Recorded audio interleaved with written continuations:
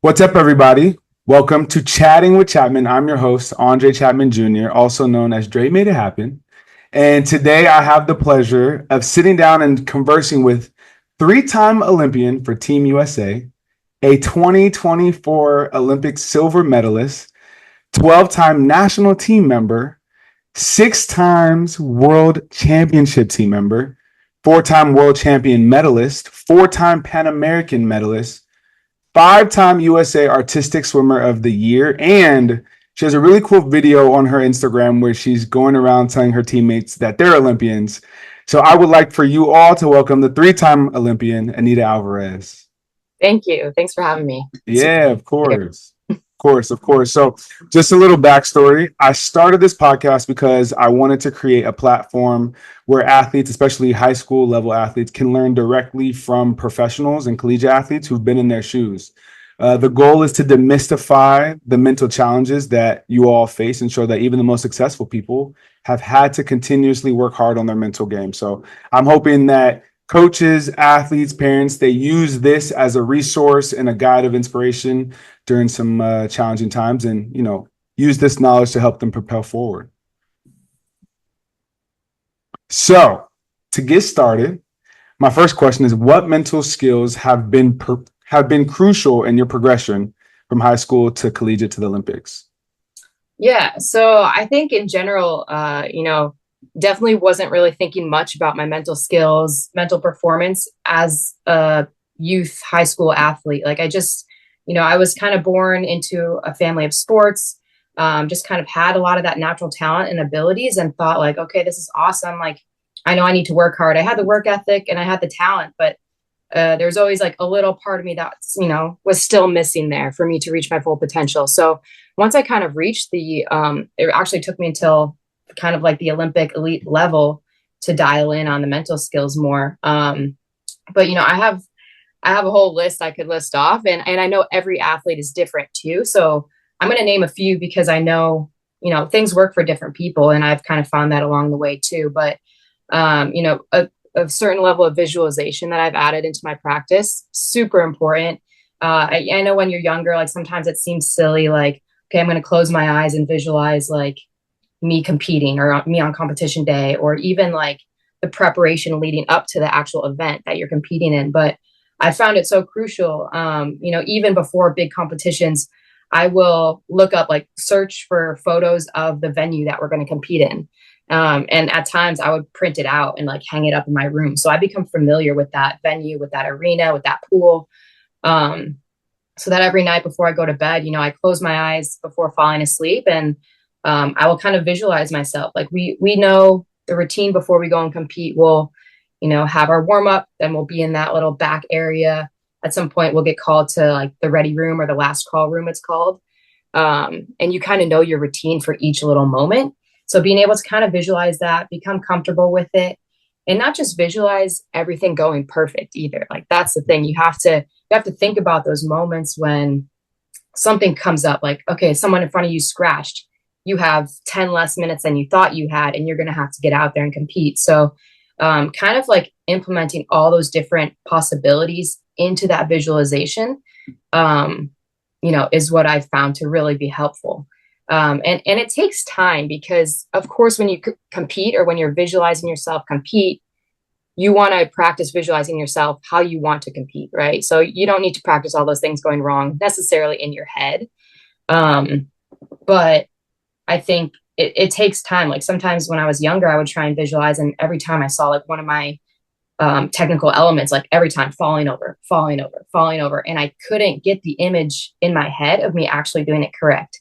So it's just like, anything we do with training in the pool or on the track or in the gym, wherever people are doing it. It's just, you need those mental reps. So you need to do those reps in that practice. And eventually, now I can visualize myself competing well and competing how I want to compete. So I think visualization is super powerful. Takes time, like just like it does to lift weights or whatever else. You need to, put a little bit of time into that to be able to be good at it, I guess. But I think visualization has been key. And then I'll just list off, vision board work I've done a lot of, which I found to be super helpful. I'm a very visual learner, so I like having, I've created a vision board specifically for the last like 4 weeks of training up to Paris. And it can be a long-term one or a shorter term one. And that one, I think I like checked everything off the vision board, which is like, it was my best vision board, but like by far, I felt like just super locked into it. I knew exactly like everything on there, what it meant. And some things are words, some are affirmations, some are just photos. And that's been super helpful for me because it's just like, again, up on my wall. I'm seeing it every day. I know what I'm waking up early at 4:30 a.m. for. I know what I'm, choosing to cook a good home meal instead of ordering out for. Like, it's just so clear in my head, that I found super helpful. And then another thing is just journaling, to get everything out. You have a lot of thoughts, a lot of feelings, a lot of everything happening, and just a way to, kind of get all that out, whether it be journaling or if you have someone close to you that you can talk to. I found journaling to be so helpful every day, just kind of a reflection on the day. Sometimes I do it to start the day. Like, how do I want to show up today in this world? How do I want to show up as a teammate, as an athlete? All those things, just to kind of set myself up for a solid day of training, of life, really. Yeah, it sounds as if you are extremely intentional, right? With the visualizations, uh, taking your time, right? It's not going to start off perfect, and then having the vision board, and then having journaling. It sounds as if you've really created a routine that has obviously worked for you and has been beneficial for you. One of the things that I really like that you said is taking your time with visualization and understanding that it is a skill that you have to build up. I know so many athletes, they sit down, they try to do the visualization, nothing comes to their mind, and they're like, yeah, I can't do this anymore. It's not for me. It's not for me. Yeah, exactly. And I love it's the reps that you do, and also imagining not what can go wrong, but how you will respond when different scenarios do arise in your competition, before the competition, right? Because anything can happen leading up to that time. Absolutely. Yeah. Yeah. And the vision board, can you talk to me a little bit about how you decide what goes up on there? Yeah. So it's actually created by one of my mental coaches that I work with, my mental performance coaches, who he's a mental performance coach. He kind of does his training through the vehicle, like his vehicle is chess. So he's not an athlete, not, wasn't originally like a sports psych. But he kind of teaches his skills and everything through the game of chess. And then he also creates these vision boards. So it's actually already all set, and it has like exactly the little slots that you need to fill out. So like on mine, there's 5 photos that you can add, and it can be, maybe you have this, goal of like wanting to connect with your family every day. So you have a photo of your family up there, or whether it's you want to, reach this championship game or something. And then there's 3 little sections for words. So whatever words resonate with you, or you want to, maybe they have to do with your core values, and you just want to make sure you're always, sticking to those. My 3 words leading up to Paris were commit, surrender, and trust. So committing to the controllables, surrendering the outcome, and trusting the process. So, committing to the controllables, I think we'll probably get into this discussion later, but just sticking to those things that you can control. There's going to be so many external factors coming in. But if you stick to your process, your goals, your, everything that that's kind of what we have to do. And surrendering the outcome, there's lots of, again, external pressures coming in on, bring home the gold, like, expecting you to win this championship title or whatever else it is. So I just wanted to, if we stick to our plan, on our goals, on our process, the rest will take care of itself. And we can't control what the other teams are doing, what the judges are going to give us. So that's kind of where the surrender came from. Like, not just being complacent and like, I don't really care what place I get. Of course, we all want to win. We all want to do the best, but kind of surrendering that the outcome will be what it is. If we do everything else that's in our control, then we should be happy. And if we, have our best performance, we should be proud, we should be happy with that, whatever the end result is. And then trusting the process, simple and very kind of, everyone says that now, but really sticking to that process day by day. And then, there's a section for quotes, there's a section for an affirmation, professional goals, personal goals, skills, health, financial. So, and some things, depending on the time, the season of your life, like this for me was 4 weeks out from the game. So certain things took priority than others, right? Like I was not so honed in on like trying to find the perfect like financial plan or like, trying to create new skills, but, more of like, okay, let's maintain, these skills in the pool or leading my team in this specific way. Financial, let's like prioritize optimal performance. So meaning, let's, be smart with our money, but also like, let's eat the right foods. Let's make sure we're getting recovery. If we have an injury we need to take care of, like now's the time to, put your money in that area to see a medical professional or get recovery work, that kind of stuff. So that was a long explanation of the whole thing, but there's lots of different kind of areas for it. And then kind of just filling it out based on this time in my life. What do I want? What does I want? Do I want this to look like? I appreciate the long answer because it also shows that you do have to have other areas for your identity and nurture these other areas instead of just it being just so focused on your sport and your identity, right? Like you have to understand that you are more than just your sport. You are more than just, an athlete. There are other parts to yourself that if you don't nurture and you don't take care of, which it sounds like, you have these things up on your vision board that they can potentially throw you out of sync. They can throw you out of whack. And so it's about kind of maintaining a balance in some sense. Would you say? Yeah, 100%. I mean, I have, on there, like connecting with family every day, because when we're so locked in, I live away from my family. And when we're so locked in, it's easy to just be like, go to the pool, swim, like gold medal. Like this is like all you're thinking about. So remembering to connect with your community, with your family, with, all that kind of that balance in your life, for sure is important. And I think another important thing with the vision board too, is like, I mentioned surrendering the result and committing to the controllables because, nothing on my vision board directly said gold medal or I'm going for this title. Cause like I said, as elite performers and athletes, like, of course, everyone's shooting for that. Everyone's striving for that. But you have to have other things there. And I had my photos. I had a photo of us at practice, all like exhausted after a swim through. Cause I'm like, work hard. There's a photo of us all laughing at training because I want to remember to have fun in it all. And then there's a photo of us at a competition where the whole pool kind of stopped to watch us because we're, very into trying to inspire others and inspire the next generation. So kind of remembering that it is more than just this championship title or this Olympic gold medal as well. And remembering that in this whole thing, because again, easy to get lost in just like tunnel vision on this prize or this end result.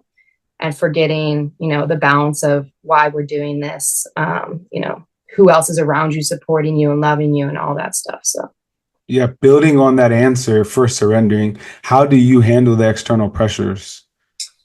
Yeah. So I think, a number of things. One is just, again, and maybe it's easier to say than actually do, and also takes practice, but is starting with those controllables. So like, we're focused in every day on what we're doing in the pool. And if we can just dial in, hone in on our process, if you're training at your max every single day, you're not worried about all these external things there. You're really connected to what you've been doing every single day at the pool, your process of this is what we're thinking about at this part. This is what we're doing at this part. And you just need to execute, right? And those external pressures, they're always going to be there, whether it's from your coaches. I know a lot of kids get it from their parents, right? To reach a certain level to get into college or to whatever that is, from the media, from, you have those pressures everywhere. So I think, yeah, staying tuned in your process, is super important. Um, I started thinking about another thing. So. No worries. Absolutely no worries. No worries. Yeah, I think that's all I got for that one, which I know we touched on already, but Yeah. Yeah. Can you share a time when you were mentally in a slump and how you overcame that? yeah, let me just check my Yep. Yep. Do your thing. I love it. going I all over love the it. place. Sorry about that. No, you're good. Um, yeah, okay. So time when I was mentally in a slump. For me, I mean, definitely have a few, and it's going to come up in life all the time. We have our ups and downs. For me, kind of 2017, 2018. So this was after I competed in my first Olympics in 2016. It was on this super high, like, this is the best experience of my life. Like, just enjoying it all. You come back home and you're like, all right, now what? Like, okay, I just achieved my dream of becoming an Olympian, because that was as simple as it was back in the day. I was like, I just want to become an Olympian, you know? And it happened at age 19. I was there, I was done. So I kind of came back and, was stuck with like, okay, now just back to regular life. Like, we're out of that bubble of the Olympic experience. What's next? Do I keep training? Do I move on with my life, college, career, all of that? Um, and at some point, because it was kind of just a little bit lost in like, okay, who am I? Like we talked about earlier, outside of Olympic athlete, outside of an artistic swimmer.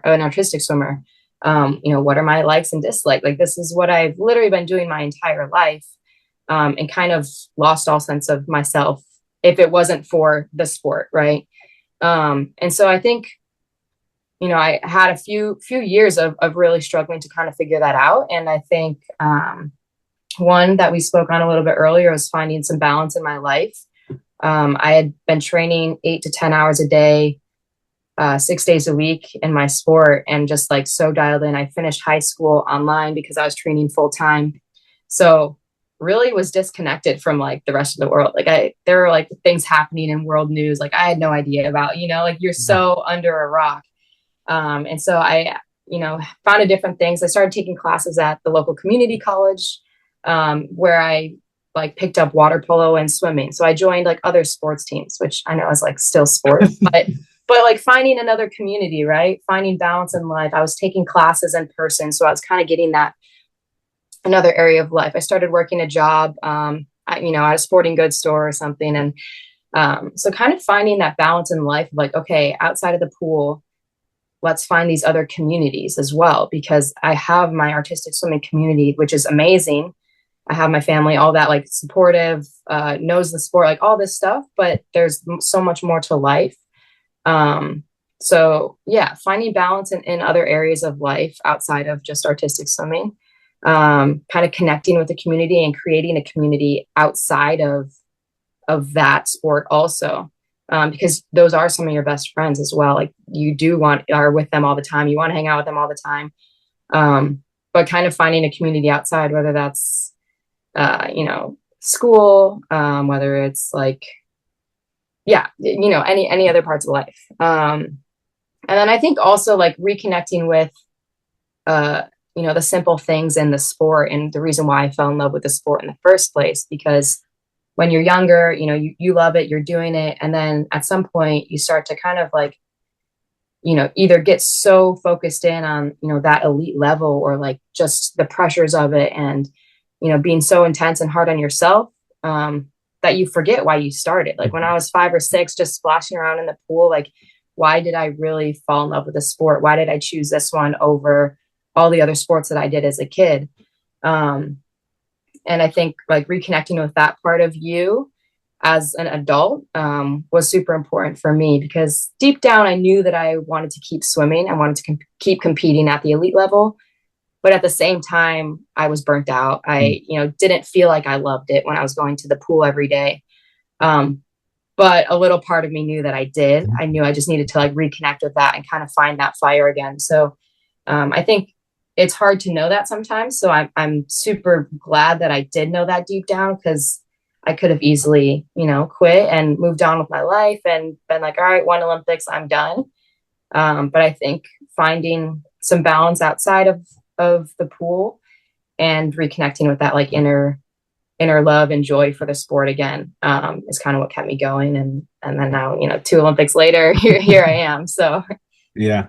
Um, it's interesting because there's this huge misconception that in order to make it to these elite places, you have to be so dialed in that you cancel out anything and everything that's not in the path of getting to where you want to go. And during this conversation, it definitely sounds like balance, love, and fun are things that are really important to you, mm-hmm.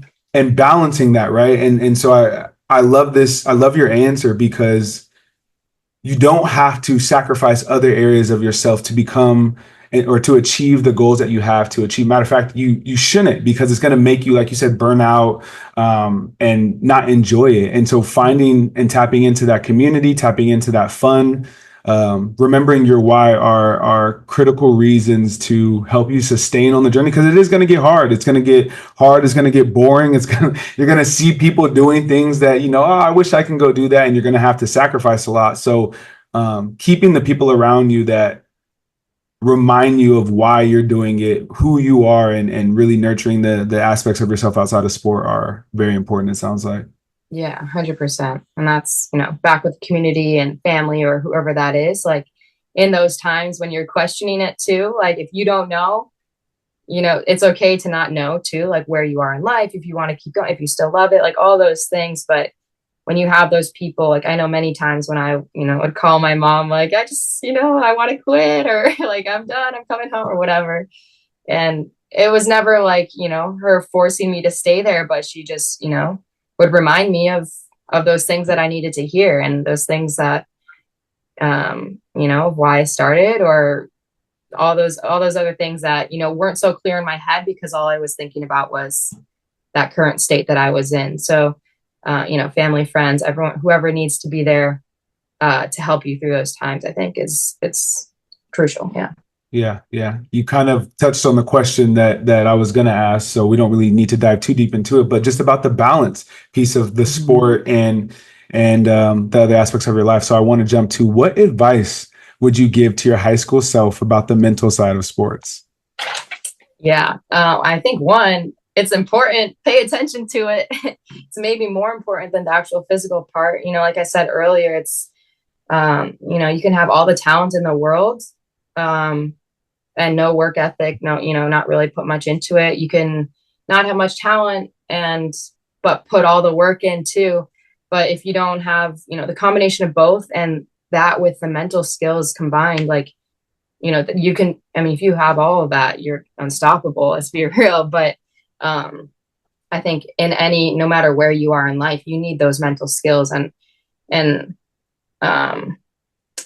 whether in sport or not, like even if you're just in sport at a youth athlete level, and that's, then you want to pursue your career, having those mental skills now and at a young age are going to carry you through life too. It's not only for sport. It'll take you everywhere beyond that too.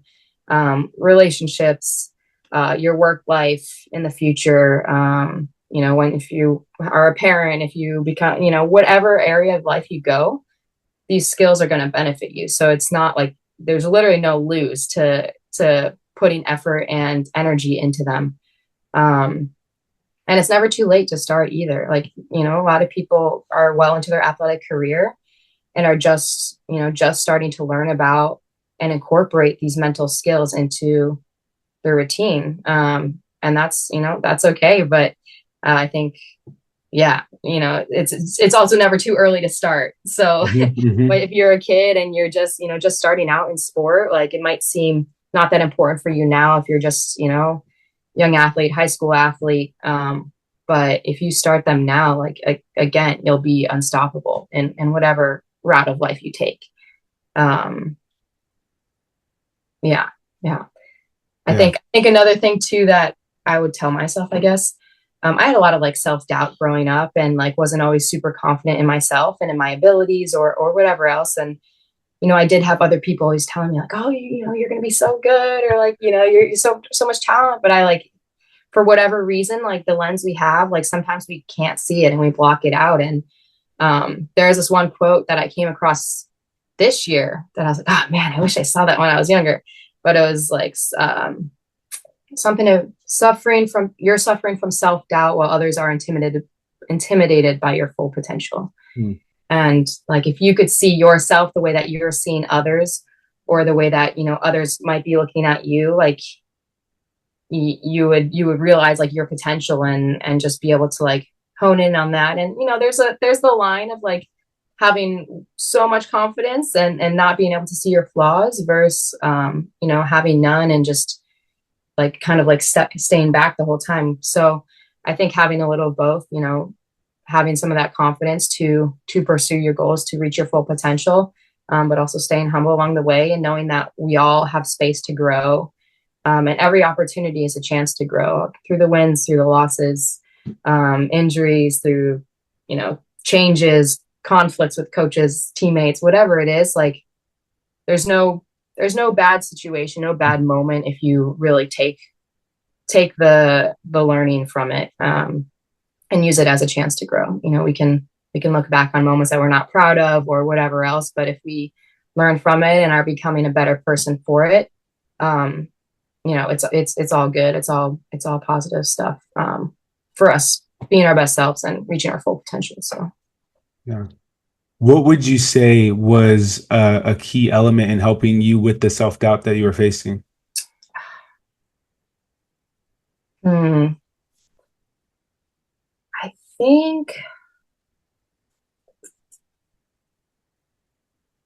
I think that's a I'm still working on it. So yeah. It's not, it's never over. But I think kind of like having that community, honestly, like I'm fortunate enough to be part of a team sport too. So I have a lot of teammates to, we're going through the same stuff. We can lean on each other. We can lift each other up. And, the current team that I'm with now, the team that we just went to Paris, everyone's hard workers. Everyone brings different things to the table, but we all support each other and we all lift each other up, and we all feel like we contribute to the team. Like I think a lot of teams, maybe have one captain or whatever leader of the team who, okay, like they're great, we can look up to, but then other people kind of just feel like they're along for the ride and kind of like looking up to them, rather than everyone here contributes, everyone brings their own strength and we can learn from each other.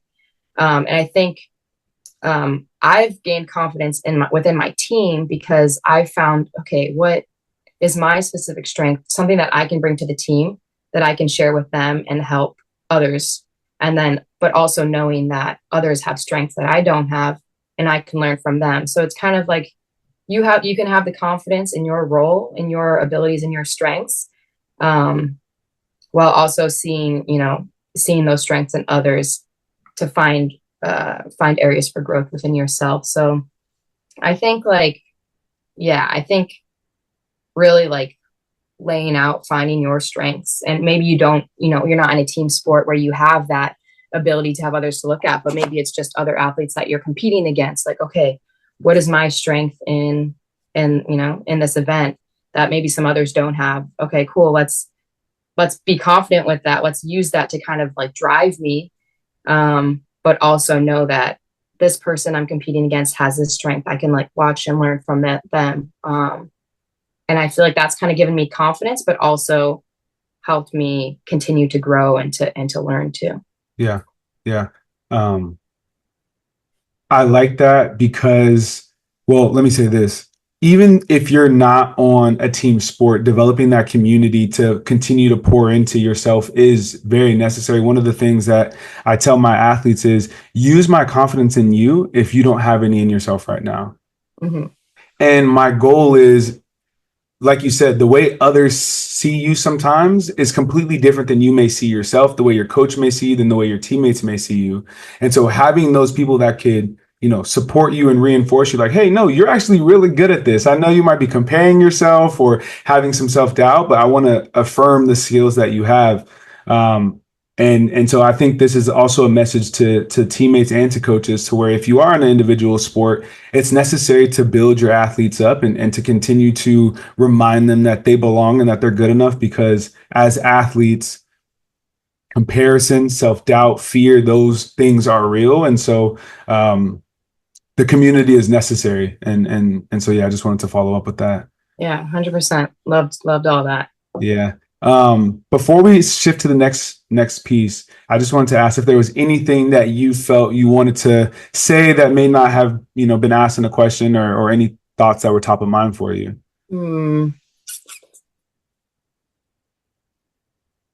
Oh, actually, I did think of one other thing, going off of the confidence question that you just asked. Another thing that's helped me, which also going off of visualization, like sometimes people might think is silly, or, I had a hard time connecting with for the longest time, but our affirmations. And that's actually a section on the vision board that I fill out. And it might seem silly or whatever, but this past year, especially, every time before I would go out to compete, we're standing behind stage, have like 1 minute, 30 seconds before they tell us to go. And I'm just repeating whatever line it is. Sometimes it's, I'm strong, I'm confident, I am committed, or whatever, words you have that make sense to you and resonate with you. And on my vision board now, the one leading up to Paris, I put in the work and have been intentional with my energy. And then the second part was, I'm deserving of any and all success that comes my way. Because I think another thing is, sometimes we do achieve success, or we win that title or whatever it is. And then we start then we have that imposter syndrome of, oh my gosh, like we finally accomplished this thing. And then we're like, oh, like I don't deserve it. Or maybe you hear, you see things in the media, or you hear comments from other people that then make you feel like, oh, I didn't deserve this. And so, I knew going into this competition that we had a chance to do really well. And I knew that there are always going to be people who, if we did accomplish something, would, say that we didn't deserve it, or it's because, there's a certain country who's top in our sport who wasn't competing in the Olympics this year, or like different things like that. So kind of putting that on there to help with my confidence too, and different affirmations help with different times of life, whatever relates to you. And I encourage athletes to, look up some affirmations. If you don't have one or aren't able to create one yourself, look them up, and, there will be one that resonates with you. And if you're just repeating that in your head, it's just like when we're putting gas into our car, like if you're putting the wrong type of gas into your car, which for us is like, if we're putting that negative words, like I can't do it, or I'm weak, or like I'm not good, or I'm not good enough, or whatever it is, like it's like we're putting the wrong gas into our car. So we have to fuel ourselves, our minds with with those positive affirmations, with those confidence building statements about ourselves as well, especially in those times when we are nervous and extra it's easy for other words to come in our heads and kind of bring us down. So yeah. What's cool is that during the Olympics and during other sporting events, they do like some zoom in close to the athletes' faces right before. And what's cool is you can always see them mouthing something or saying something. So I think that's a great point. I saw a clip on Instagram of football players talking to themselves during the game. So what you're saying is spot on. Yeah, 100%. And it seems silly, especially like when I was a kid, like I didn't really get it. I didn't really, like, I tried it maybe once. I was like, oh, this feels weird. Like, but once you start it, and if you're just consistent with it, like you're implementing those things into your brain, into your body, like it really does help. Really. Mm-hmm. Yeah. The power of words and speaking things into fruition. It's real. Yeah, for sure.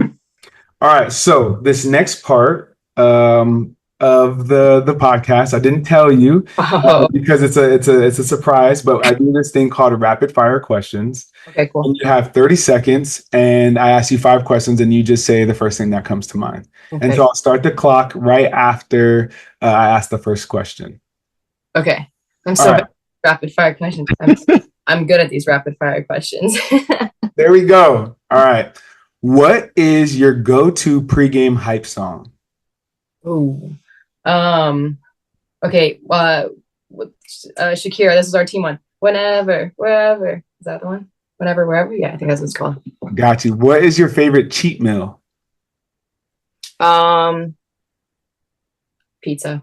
What's your favorite off day hobby? Going to the beach. If you could relive one moment from your career, what would it be?